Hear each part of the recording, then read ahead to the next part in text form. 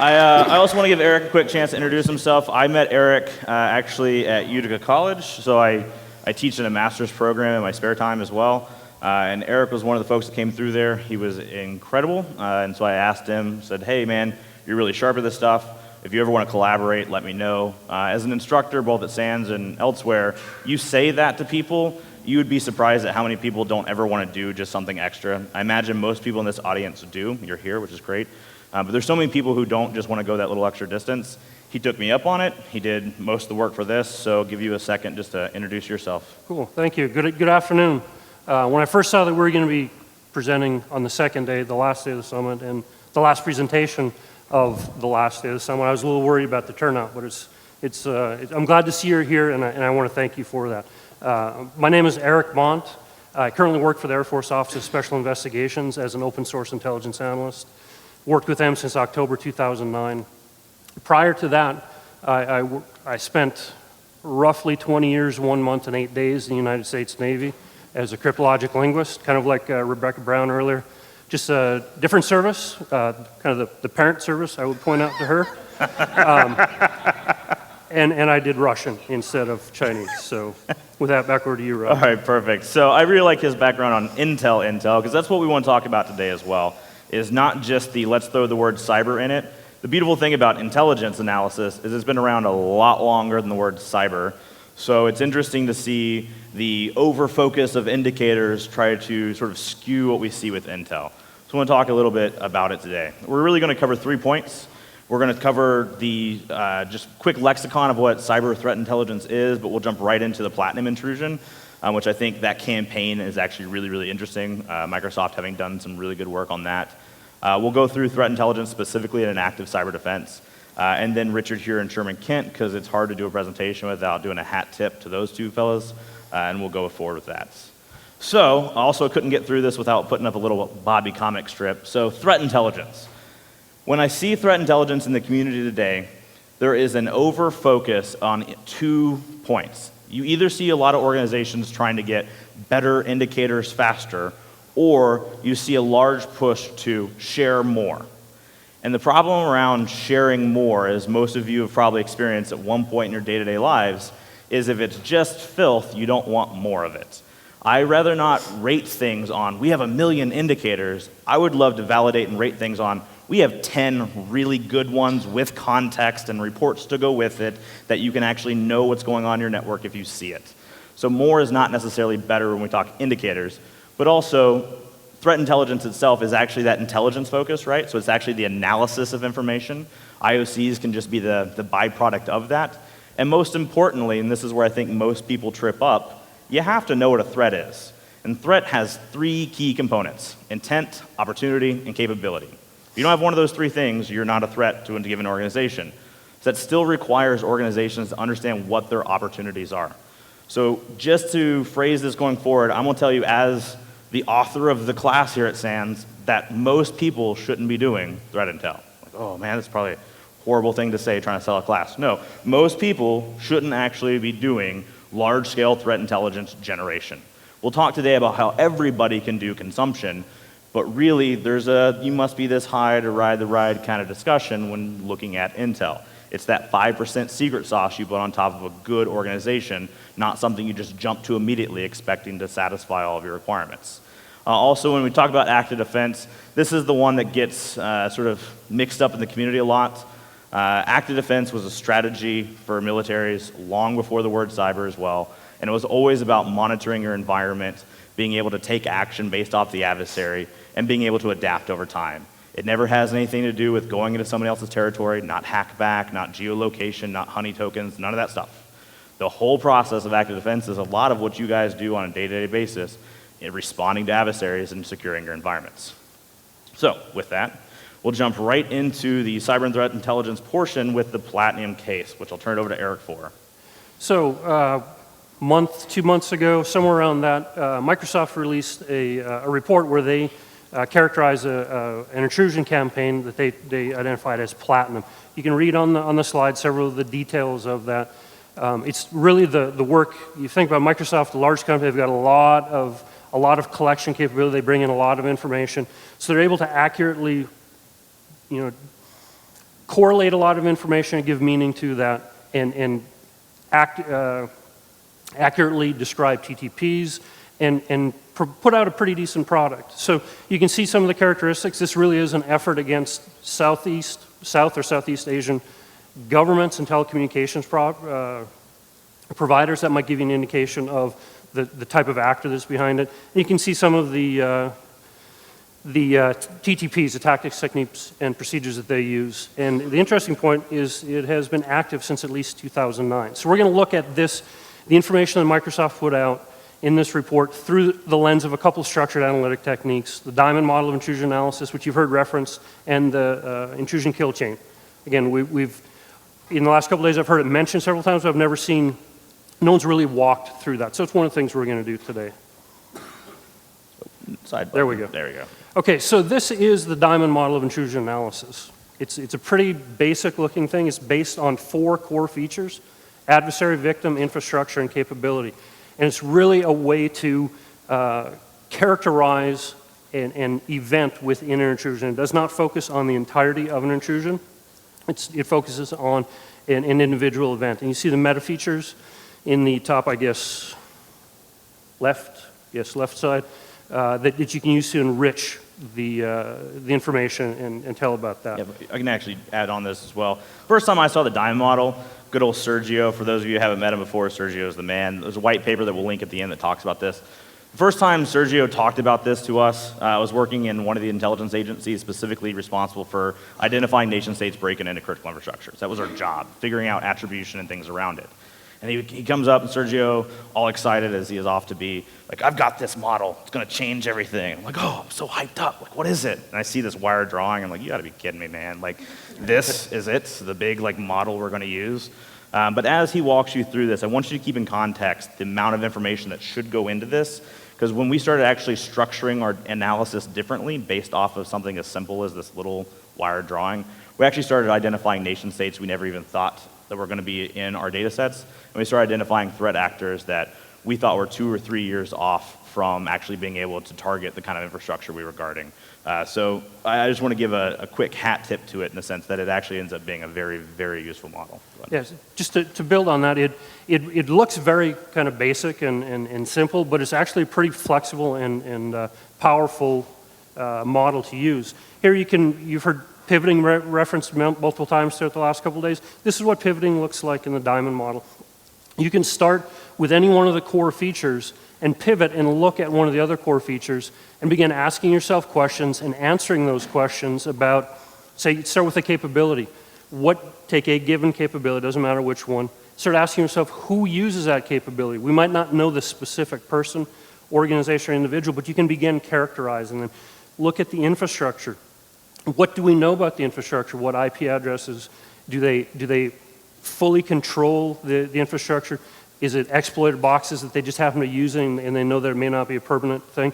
And then also, perhaps most importantly, looking at the victim. Who is being targeted on that? Because that can feed into a lot of really important things and tell a lot about the adversary.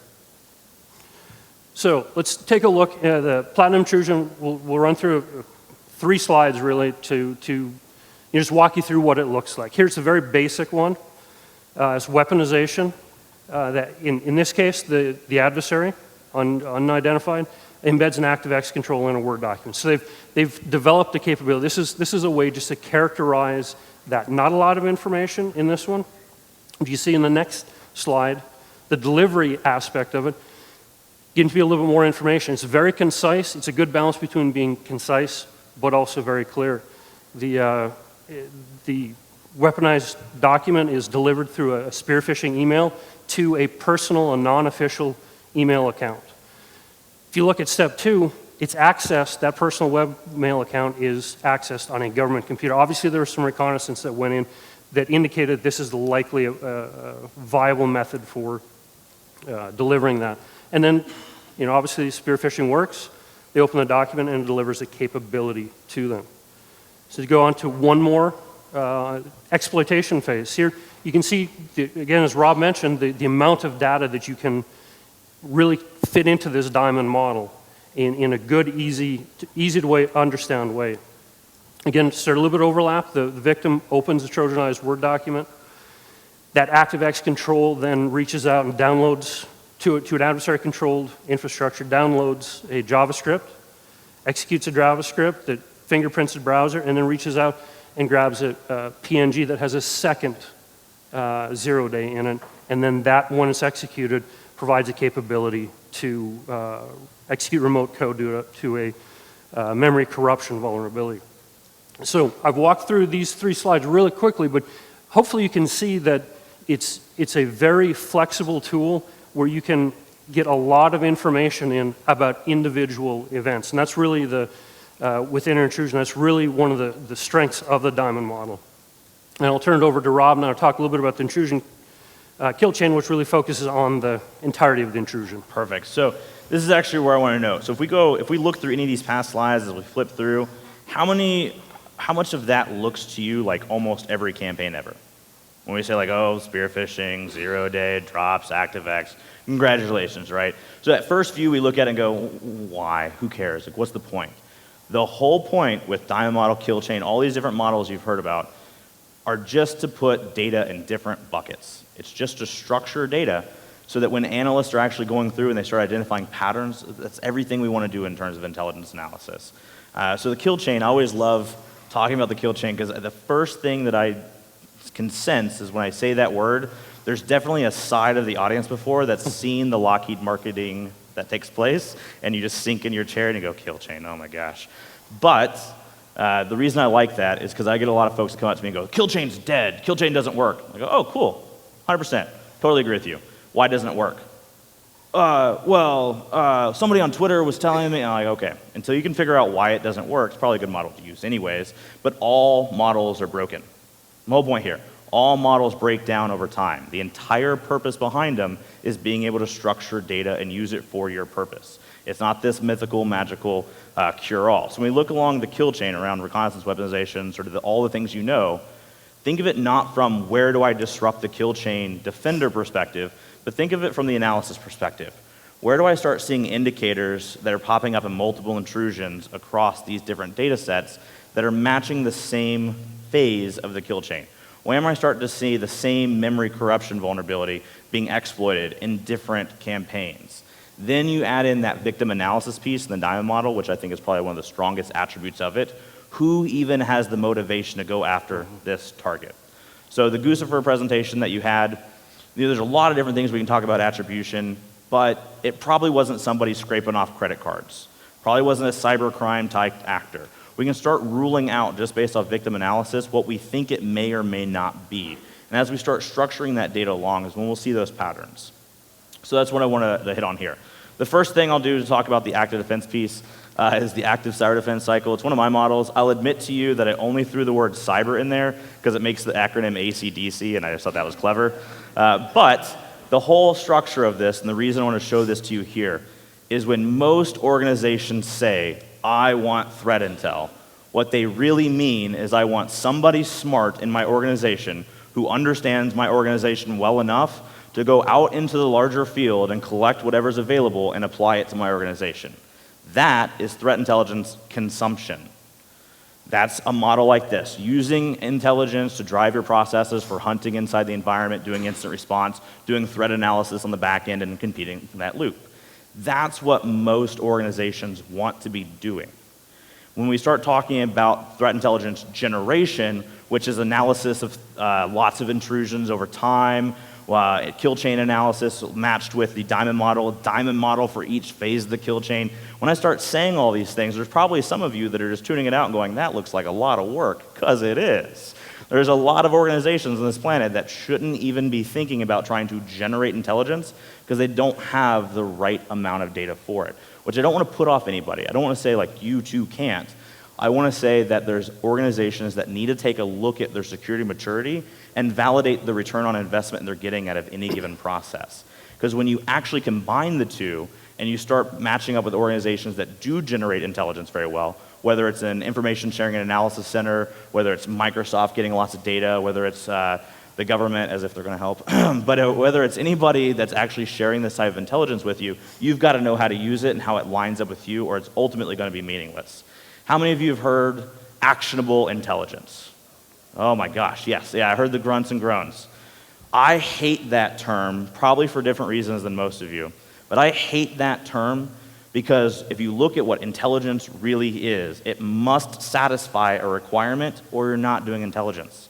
So by the very definition of what intelligence is, there's no such thing as unactionable or inactionable intelligence, so there's not actionable intelligence. You are creating requirements that you're mapping and actually doing the process, or you're not. Just an AV feed with a bunch of indicators is not intelligence. It's actual information analysis. So we see this process here going back and forth between that generation consumption. This is what we want to get the community to. I like when folks come into my class on the threat intelligence side and go, wow, I realize that we're not the group that wants to create intelligence. We want to use it. Wow, we just saved $20 million in threat intelligence to make sure we didn't spin up a team for nothing. I'm like, great job, guys. That's a good ROI to take. But it's not trying to be defeatist. It's trying not to push people down. The whole point is saying, what do you actually want to do? What's your big requirement? So when we look at it from this perspective, which is, I'll let Eric cover it a lot, but what I want to say about this perspective is you need to know, looking at the diamond model, looking at any given structured analysis set, what side you fall on. And the big pitch here is your organization with all the things you have to do. Whether you're in the military and you've got all the CBTs to do, whether you're on regulation and compliance side, maybe you're with the electric sector and you've got NERC SIP regulations you've got to acquire. You've got stuff to do all day long. You will probably only get to focus on one of these sides of the pie, right? You'll either say, I'm going to be operational using it, or I'm going to be generating it and be an analyst. The problem I see is when most folks try to do both, they fail at both. You've got to figure out where you are and try to take advantage of those models. So I'll go ahead and let you walk this through it. So jumping onto that, whichever side that you're on, whether you're on the consumer or the generation side, it's good to understand the relationship between the two so that you can effectively manage that relationship. Going back to the diamond model, one of the things I really like about it is it really provides a natural divide in how you can understand that. The top model is really your intelligence view, where you're externally focused. You're looking at the adversary. What is the adversary doing? What infrastructure does the adversary have? What type is it? You can see the different ways you can characterize it on right above infrastructure. You also look at what type of adversary you're encountering and the tactics, techniques, and procedures. So it gives, the focus is on the external actor. The bottom part, to me, that's where we have the control. That's our network. We're the network defenders. I kind of wish I'd changed the word victim to network defender, because a victim is kind of a defeatist approach to it there. But the network defender, that's where you have your action on this. What network security monitoring and asset identification processes do you have? What ability do you have to manipulate threat in your environment? On the capability side, do you have your incident response plans fully developed and practiced? Again, the threat environment manipulation. And then getting down to, as Robert's talked about, the victim side of it is, looking at who is being attacked. That tells a lot about the adversary. Are you dealing with critical infrastructure that you're trying to protect? Are you protecting financial data, customer data, proprietary information? Understanding both sides of the diamond, both the external and the internal of what you're doing. If you can go back one real quick. Sure. So here's one thing I also want to leave you with on this discussion of which side you're on. How many defenders on a regular basis want to know if it's China, Russia, whatever? Lots, right? That's the topic we always see. Well, was it China? Was it Russia? If you're doing the operational side of consuming intelligence, if you're on the side that's actually doing network security, I actually think that it hurts you to even think about that. So let's run through a little quick drill. China's on your network. What are they looking for? IP, intellectual property. Russia's on your network. And other than the DNC, what are they looking for? They could be doing that, but they're doing any sort of military preparation, maybe a little bit of reconnaissance for a larger intelligence apparatus. Iran is on your network. What might they be doing? So if nuclear environment, that's always a good one. I always hear things like data deletion. Same thing with North Korea. If North Korea is on your network and you're unfortunately Sony. Anybody else though, same thing, data deletion, right? This is where defenders' mindsets go. All of that is bias. All of that is you have seen one or two campaigns before about adversary X, and it focuses how you look at it. Every single team out there across the world has every one of those teams. And when I go in places across the world, I still have to include U.S. in their threat landscape. So I'm like, yeah, the U.S. has IP teams and military teams and intelligence teams. Same thing that Russia, China, Iran, everybody has them. So if you're only starting to think about attribution at that tactical level, you're going to bias the way you look at the data and you're going to miss things.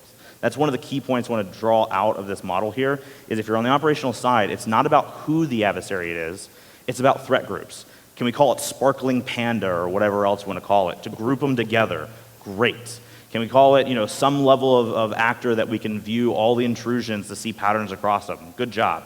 But until you start talking at the strategic level, you may not care. Your board of directors might care. If you're dealing in the government, the policymakers might care.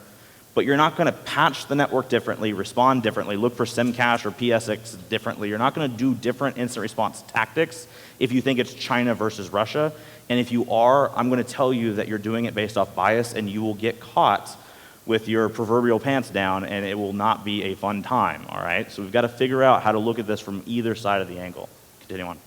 So just one more slide, kind of putting the two sides together, kind of if you use this view to understand the relationship, it kind of gives a red force, blue force approach. And it's a good way, a mental way, at least for me, hopefully it is for you, to understand the relationship between the intelligence production and the intelligence consumption. Now we've gone through a lot of kind of semi-pretty pictures up here, little diagrams. This one's for you, Rebecca. You're not even looking, you're texting. Okay. A lot of this, it's just not us coming up, or the people who came up with these models just kind of come up with something on their own. It's really built on the work of some other people.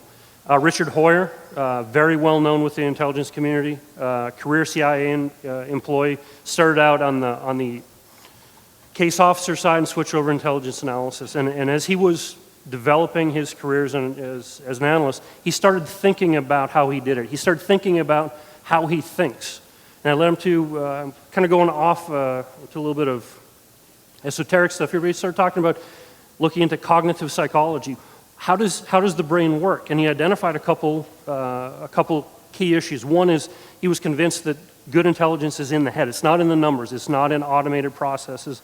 It's not in tools. It's in the head. It's the application of human intellect. A couple areas that he focused on were perception and memory.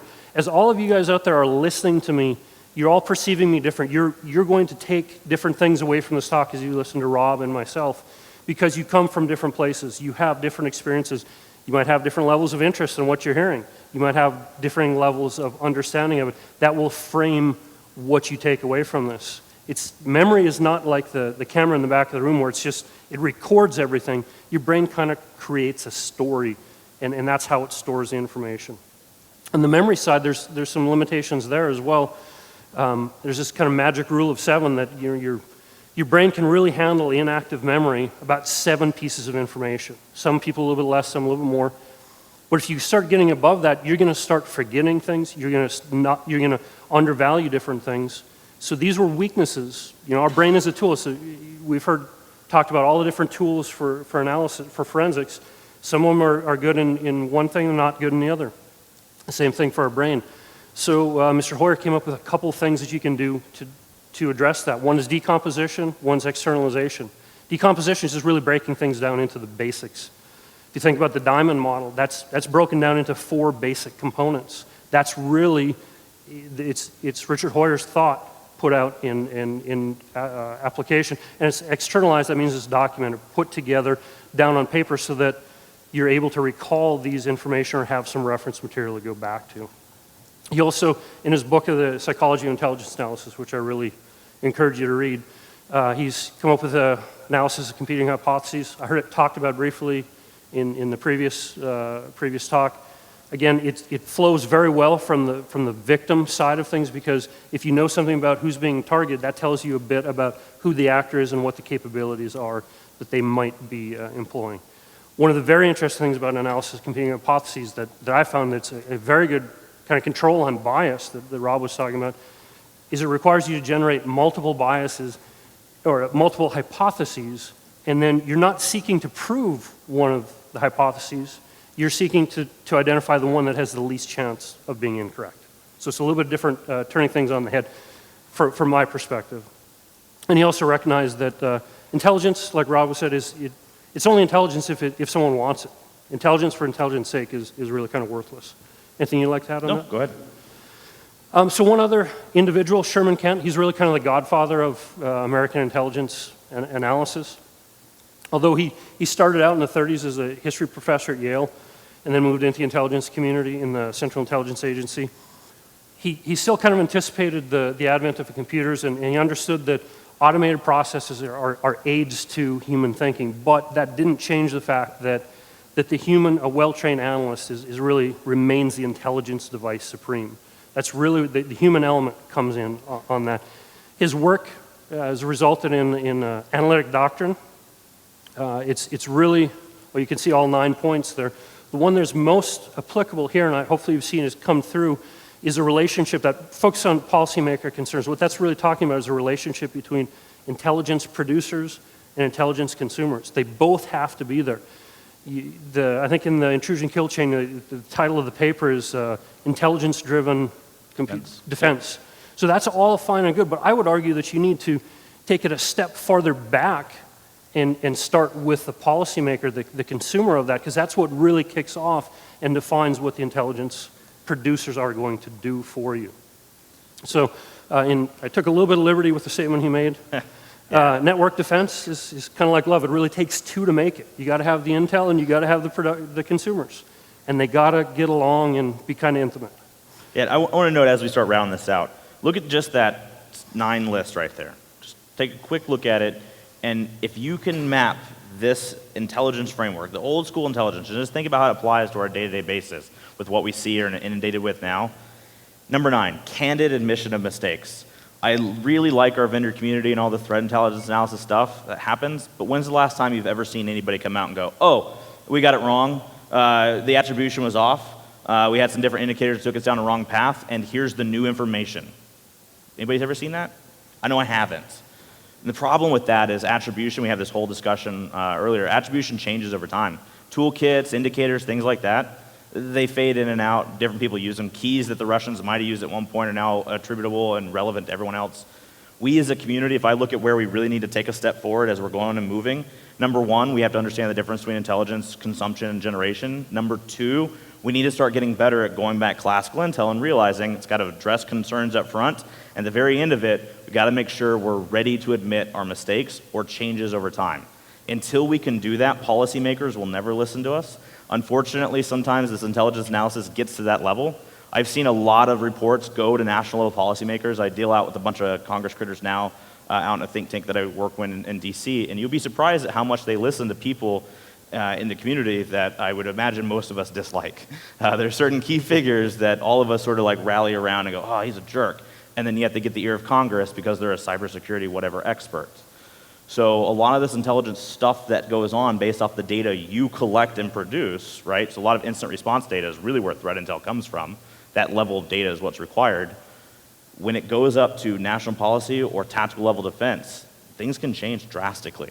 And we have to be aware of how it's going to be used, or we're going to end up being the suckers instead of the people that are actually contributing to anything.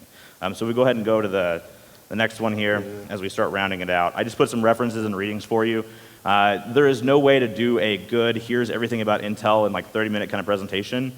You need to do some reading. I love my class, don't get me wrong, that's why I like teaching it, and we try to give, on the class side, 20 years of intelligence work in 5 days and just water hose it. But the only way you're really, really going to get good after that is you got to read. A lot of the intelligence analysis stuff isn't here's how you run this tool, it's not here's the man file, it's what were people thinking about working through hard challenges in, Operation Bodyguard? How are they doing things in, Vietnam compared to Desert Shield? How are the Chinese in the Second Sino-Japanese War dealing with the Japanese Imperial Army? Think about the intelligence analysis of those folks, and then try to map it over to what we're doing. So I put the references up of some of the ones I enjoy: the diamond model, sliding scale, psychology analysis, the threat intelligence poster that you've probably gotten multiple copies of by now, I'm sure. So those exist as well. And then the last slide, of course, little Bobby to roll it out. I write these things, so of course I'll include them. But we need more scalable cloud-based threat intelligence analytics and automated big data endpoint security solutions, little Bobby says. Matt says, you have no idea what you just said, do you? He says, nope, I just read off a list of words out loud and got invited to speak at a conference. I figured if I told 2 more people, I'd be a security expert. Matt says, yeah, that sounds about right. So as you go forward looking at these things, as you go forward thinking about different ways to do analysis, be that voice of change in the community. When somebody, attribution case, says, oh, well, that C2 server could have been reused, like, well, did you look at the actual data that went into creating that analysis? Or are you just being that pain point in the community? How many of you have worked an incident response case before? Do you feel that I could come in after reading one of your reports and tell you all the same things about your incident response case?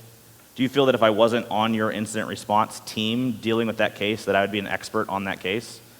Probably not. But it's funny to me that when people come up with analysis along intelligence, everybody's automatically an expert and can dime out and tear down every bit of analysis. There's a lot of stuff that goes into it. Try to be that force for change, go figure out where those references are, and be mindful of where your data is going to go, because it makes a huge difference. Eric, any last thoughts? No, I'm good. Perfect. Thank you so much for your time today. I guess I'm supposed to ask questions now too, right? I'm supposed to ask questions of you. No. We're reversing here at Sands. Hold on. Oh, not now. Yeah, hold No, on. I'm supposed to wait for those. Audience questions. All right, we'll wait for that. But you have a Yes. question, good sir, up front. Go for it. Yeah, go ahead. I got a microphone coming there. Okay, All right, we'll just yell at him. so you What do you showed want? the diamond model, which is very, very valuable and able to use it a few times. Question I have is if you've seen it used more successfully at the beginning as you're doing the analysis, or most often at the final analysis, post-mortem phase of things, and then anything automated that you've seen to actually take your IOCs and populate them out based upon what you know. Yeah, good question. So I'll speak up. I'll repeat them because I think it was a little bit quiet. Really good questions. Number one, where have I seen it most successfully used, the back end or the front end of the analysis being done? And number two, is there any sort of tools that can help us out here? So it completely depends on your vantage point. I'm not going to give you a it depends answer alone. I'll answer the question. But it depends on your vantage point, what you're trying to do. When I was on a team that, and nowadays it's called threat hunting, when I was on a team doing the kind of stuff that we call threat hunting now, we used it on the front end. We used it on, you know what? I've got some data from our different data sets.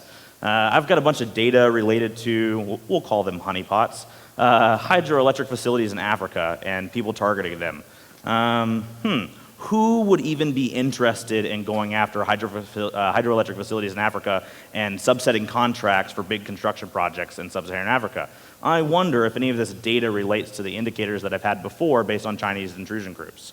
Oh, look, we found new teams that we didn't even realize because we see the real world events, not just the cyber ones, where certain Chinese companies are starting to win all the contracts in all the areas that we saw getting targeted.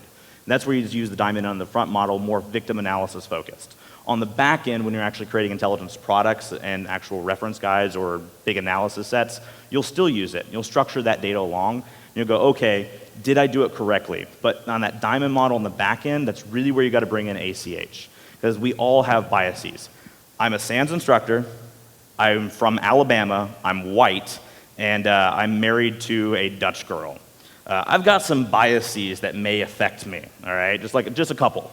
And so I've got to figure out how to defeat those so that they don't bleed over into my analysis, especially when we're talking to either policymakers or the people that are on the networks that we expect to use it. So we use those models on both sides, really, but there's different ways that you would use them, to your point. As far as tools go, I haven't seen, there's all your different, name your platform that will do some different aspects of this. One of the ones that actually lights is threat_note. So Scott and them folks have been doing some really good work with that. So threat note will allow you to take indicators that you have. It's just a free GitHub script to get started with this stuff if you want.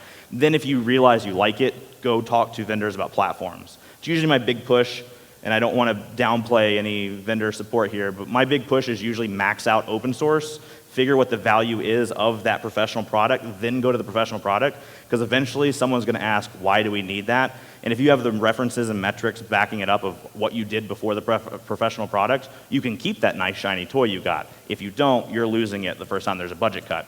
So threat_note on GitHub is actually a really good one where you take key indicators, you classify them based on the diamond model structure, and there's even a visual analysis component of indicators that overlap. Last question. You've said, generally speaking, that people should not both produce and consume intelligence. I want to clarify a little bit. Yeah. If you primarily consume, but you also generate information internally from attacks that you see, and you document that, and you fit it into the context of the threat intelligence that you're consuming.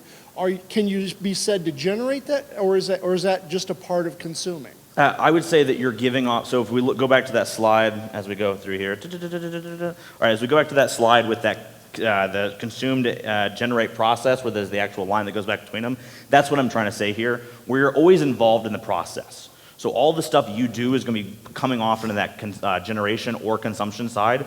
So in my opinion, you got to know both. If you're going to be dealing with intel, you're going to get swindled if you don't know how the hot dogs are made, right? You got to actually understand the ingredients in the package. Same way, if you're creating intel and you have no idea how to do incident response and security networking monitoring, you're not going to help out your folks. You got to actually have both sets of skills. My point in that, and so thank you for allowing me the opportunity to clarify, my point in this is you really get to specialize in one. You're going to be the team of one.